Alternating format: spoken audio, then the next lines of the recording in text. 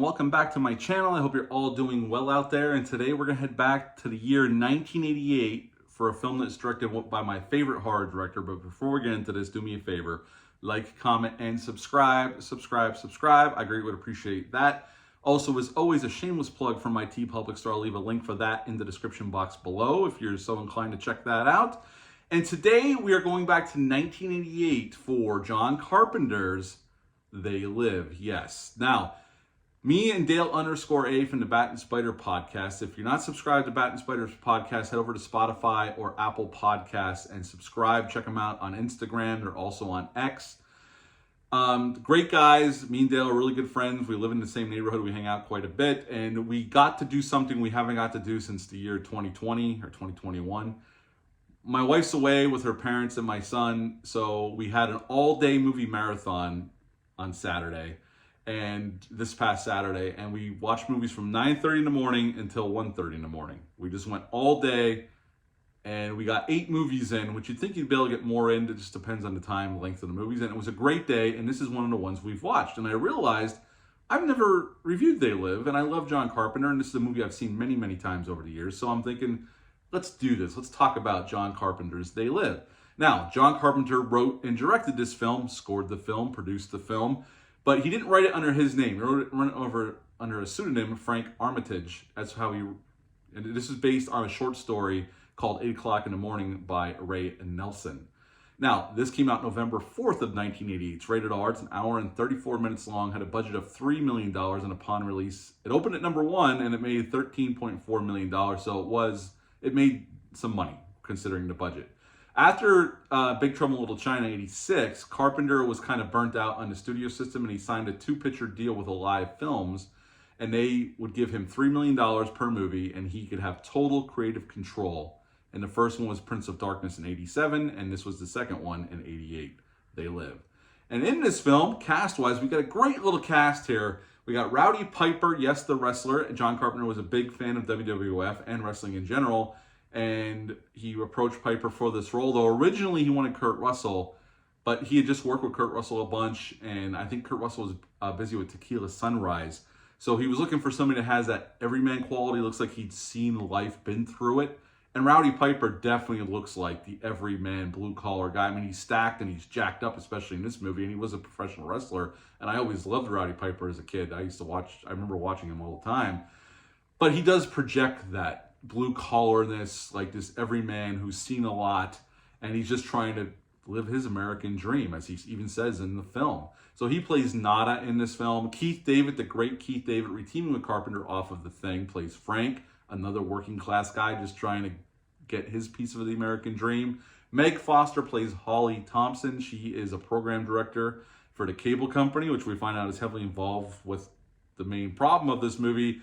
And then we got 2 Carpenter regulars in here, George Blackflower and Peter Jason. They've been in many, many Carpenter films over the years, and you'll see him. If you like Carpenter, you've seen these gentlemen pop up in many films over his filmography. Now, this film starts off with Nada walking into LA. It's a slow, wide shot with that awesome Carpenter music. I love the score in this film. Very much a Western type score, but so much it sets the mood for everything that goes on. Carpenter is so good at that, just keeping it simple but badass all on the same. And he's just looking for work. A lot of jobs have dried up, and he's just drifting to town trying to find a job, and he finds a job at this construction site. This is where he meets Frank. And Frank shows him this little homeless community where they have showers and a kitchen. They serve food to the people. Everybody seems very nice. And then there's this church that they work out of, but there's something a little shady going on in the church, which we find out they're making these sunglasses. And they're the resistance to what people did not know was a problem, that there's an alien race that takes over, that integrated into with humans that people can't see, and they're all these subliminal messages, and the only way to break through is with these sunglasses. You can see that. And I love that scene where Rowdy Piper puts on the sunglasses and he's walking down the street and all the billboards say the real meaning of those billboards. He could see them in black and white, and then he could see the aliens underneath their human flesh. I love that. It's such a great reveal. I remember seeing this for the first time. If you lived up in like Pennsylvania, New Jersey, New York, There's a station out of New York called WPIX 11, or there was at that time. And every Halloween, I've said this many times, but I'll say it again, in October, they would run a horror movie at 8 o'clock at night every night of the week. And this was one that was in heavy rotation every year. That's how I first saw it. And when I first watched this, I was probably 8 years old. And that reveal of the subliminal messages just blew my mind as like an 8 or 9 year old kid. I was like, holy crap, that's crazy. He starts to fight back, gets himself in a little trouble, and him and Frank have that great fight in the alleyway that goes on for like 5 minutes and 20 seconds. The badass knockdown, drag out fight. And then they meet up with Peter Jason's character, and he tells them what's really going on, and he's part of the resistance, and they're making these sunglasses to wake people up. And then at the end of the film, Nada and Frank try to turn off the satellite that's projecting, hiding these aliens and the subliminal messages. And Frank gets killed. Holly kills Frank. They think Holly's on her side. Nada kills Holly and then shoots at the satellite. And now the whole world can see that we've been duped. And we get that great last shot with that woman and that guy in bed making love. And she looks down, and a shock looked on her face because he shows his real face. He's an alien. And that's how the movie ends. And that is They Live. I know I went a little long on that, but I love this movie. I've always loved this movie. I know Carpenter said this was a shot at Reaganomics. There's definitely a class system, like definitely taking shots at the class system, like the rich and then us plebs down here. Carpenter definitely takes a shot at some of that. But at the end of the day, I'm not going to dwell on that stuff. You could read into it however much you want, and Carpenter's spoken about that. There's no reason for me to mention it here. We're talking about the movie itself. That stuff is there if you want to. Go with that. That stuff's there. It's clear as day.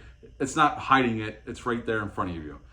But at the end of the day, without any of that stuff, this is just a fun, badass science fiction horror action movie about just this working class guy just trying to find his American dream, and he finds himself in this situation where aliens have basically taken over the earth, so to speak, and now he has to deal with it along with Frank and some other folks that he's met along the way. And it's a great time, and it moves so quick at an hour and 34 minutes long.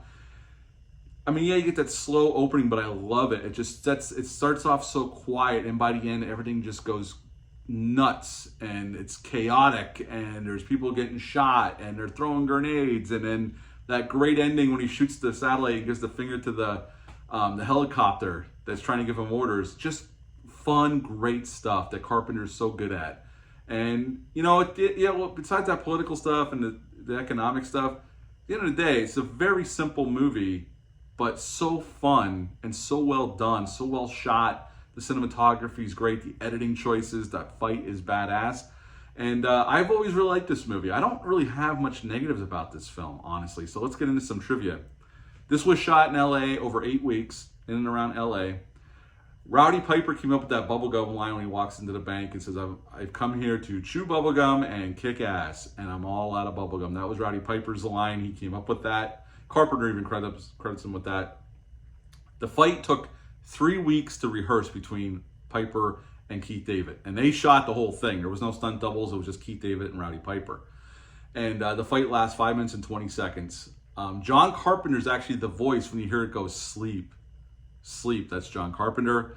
Vince McMahon did not want Piper to do this movie. He told Piper he would get him a different movie. He didn't want him to do this one. But Piper really wanted to do it. So Piper left the WWF and did this movie. And then he went back to wrestling at a different organization. And Carpenter was a big wrestling fan. So, when Kurt Russell didn't was going to work out of him being in this movie. And I could see Kurt Russell being in this movie. But Rowdy Piper is great here. As just this every guy, you can see so much on his face that he's been through it, but he's trying to remain positive. And then when he finds out that things aren't what they seem, he fights back pretty quickly without much. Like, he sees what the problem is and he's in it, and there's no hesitation for him. He's just in it. And I like the simplicity of that. It doesn't try to oversell it or anything. It's just good old-fashioned filmmaking that's a good time, and I've always liked They Live. So at the end of the day, I would give They Live a 9 out of 10. A 9 out of 10 for They Live. What are your thoughts on They Live? Leave a comment down below. Let me know. Hit the thumbs up. Hit the subscribe button. Share this video. I greatly would appreciate that. That's it for this video. I'll be back soon with some more. But until next time, bye.